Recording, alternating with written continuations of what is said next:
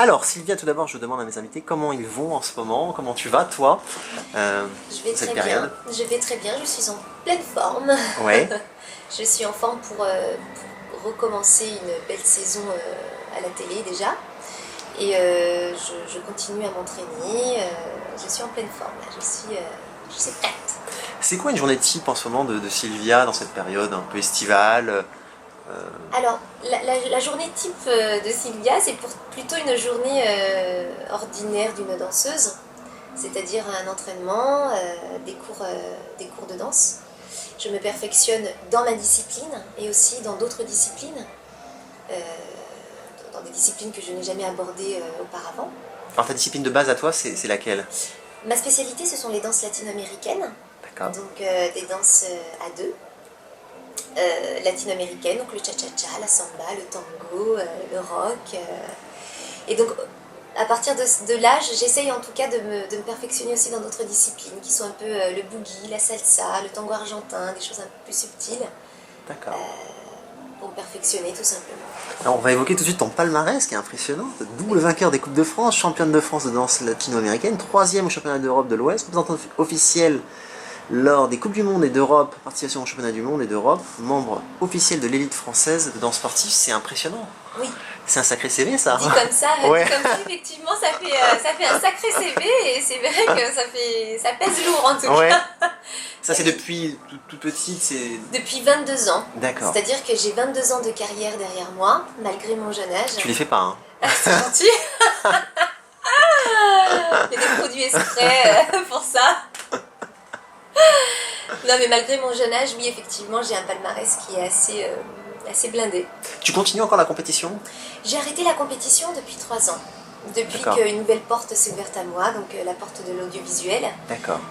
J'essaye en fait de me perfectionner toujours, d'être toujours dans la danse, dans des démonstrations, dans des shows, dans des spectacles. Est-ce qu'on peut revenir un peu sur ton enfance? Quel type d'élève tu étais? Collège, lycée? J'étais un très très bon élément à l'école. D'accord. Très très bon. C'est-à-dire que j'aimais bien faire mes devoirs, étudier, et depuis très jeune, mes journées étaient elles étaient vraiment organisées, très bien organisées, hein. Le matin c'était l'école, ensuite je sortais, je prenais mon sac d'entraînement et je partais m'entraîner jusqu'à 21h, 22h le soir. Tu as grandi dans quelle ville là quand tu as ce J'ai collège? grandi à côté de Frosinone, qui est D'accord. une ville entre Rome et Naples, un petit village en campagne, mais très très proche de la mer. Donc voilà, dans un cadre idyllique. La plage, la montagne pas très loin, la famille, le soleil. Alors les études en Italie c'est pareil qu'en France? C'est le... Les études en Italie sont pareilles qu'en France, on va dire. D'accord. Il C'est y a l'équivalent pareil. du bac? Oui, c'est l'équivalent du bac, pareil. D'accord. Et tu t'es arrêté à quel niveau toi? Ah, bac plus 2.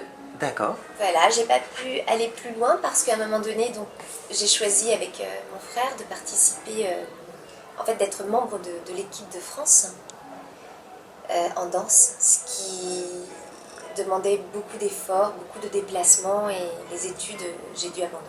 Mais t'as fait quoi? C'est quel type de cursus que tu as fait? Rien à voir avec la danse. Ouais. Je suis ingénieure en électronique. Donc tu as un plan B Pas. éventuellement dans quelques années. Exactement. Tu bosseras chez peut-être. Samsung. Je sais pas. En tout cas, c'est d'actualité tout ça. Bien sûr, ouais. L'électronique. Donc, Alors à quel moment tu arrives en France? Parce que tu dis que tu as grandi en Italie, mais tu as j'ai intégré grandi l'équipe de en France. Italie. J'ai grandi en Italie. Je suis née en France en tout cas. Je suis D'accord. née en France. Mais j'ai une double nationalité, donc j'ai préféré étudier en Italie dans un cadre un peu plus tranquille. J'ai D'accord. commencé la danse en Italie. Et puis à un moment donné, je dansais avec mon frère et je me suis dit, bah, tiens, pourquoi pas participer, en fait, on était déjà membre de l'équipe italienne, mais Ah, il y d'accord. avait tellement de monde Il y devant avait de la nous. concurrence. Il y avait beaucoup de concurrence, donc on s'est dit, bah, pourquoi pas tenter notre chance, vu que les années passaient, il fallait quand même... la carrière de danseur en danseuse sportive, à mon niveau Bien professionnel, est très courte. Donc il fallait vraiment accélérer le temps. Bien sûr. Et là on s'est dit, ben, pourquoi pas tenter notre chance en France, ayant la double nationalité, et c'est là où on a fait partie de l'équipe de France. Génial. On a été accepté dans l'équipe de France, et c'est comme ça qu'on a commencé un peu à bouger, etc. Donc forcément les études passent en deuxième plan. J'ai continué un tout petit peu par correspondance, mais c'était trop compliqué pour moi. D'accord. Vraiment, avec tous les déplacements à l'étranger, les Coupes d'Europe, les Coupes du Monde, les championnats à préparer, c'était... Alors comment on finance ça? Parce que tu dis que ça coûte de l'argent, la compétition. Je dis merci, merci, merci maman, papa. Ah, d'accord. Merci du fond du cœur parce que je suis ce que je suis aujourd'hui grâce à eux. Voilà, tout simplement.